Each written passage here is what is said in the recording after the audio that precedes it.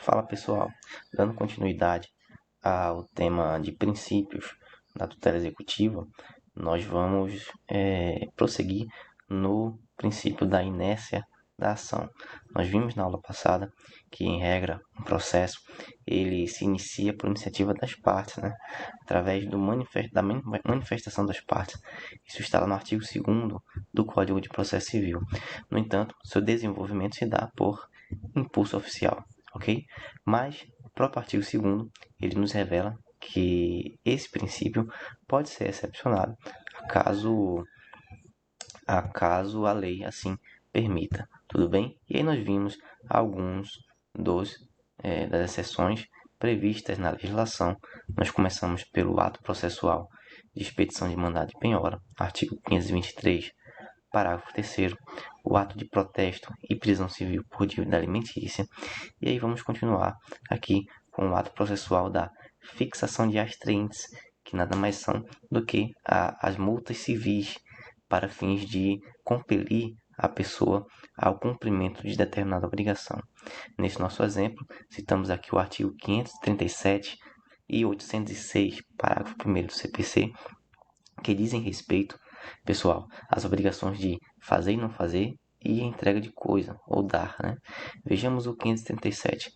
A multa independe de requerimento da parte e poderá ser aplicada na fase de conhecimento, em tutela provisória, na sentença ou na fase de execução, que é o nosso caso, desde que seja suficiente e compatível com a obrigação e que se determine um prazo razoável para cumprimento do preceito.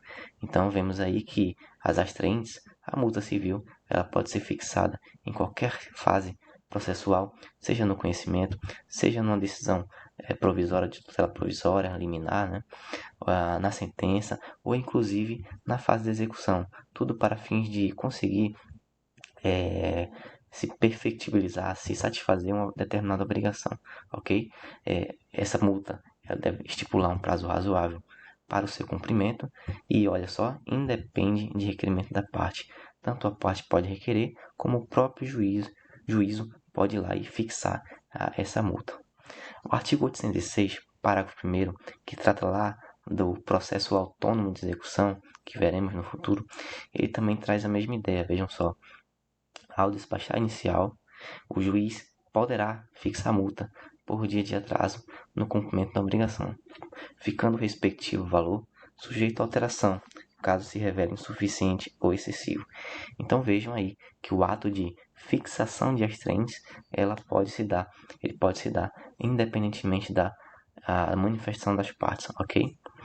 Próximo exemplo, ato de reconhecer nulidade da execução, é o artigo 803, parágrafo único, que nos diz: a nulidade de que cuida deste artigo, que é lá do processo autônomo de execução, será pronunciada pelo juiz, olha só, de ofício ou a requerimento da parte, independentemente de embargos de execução.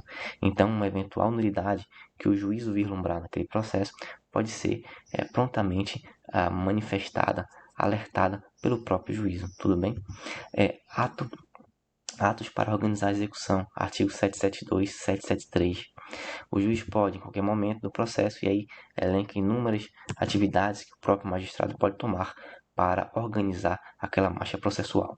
773. O juiz poderá, de ofício ou requerimento, determinar as medidas necessárias ao cumprimento da ordem de entrega de documentos e dados. Último exemplo, que nós vimos em sala, execução de contribuições sociais. Pessoal, as contribuições sociais, elas são uma espécie de tributo. E lá no Justiça do Trabalho, o artigo 114, inciso 8 da Constituição Federal, permite que a própria Justiça do Trabalho, vejam só que interessante, dê início à execução, olha só, a execução de ofício dessas contribuições sociais, ok? Então, fica aí finalizando esse princípio da inércia, e no próximo bloco iremos iniciar a falar sobre os demais princípios da tutela executiva. Até lá!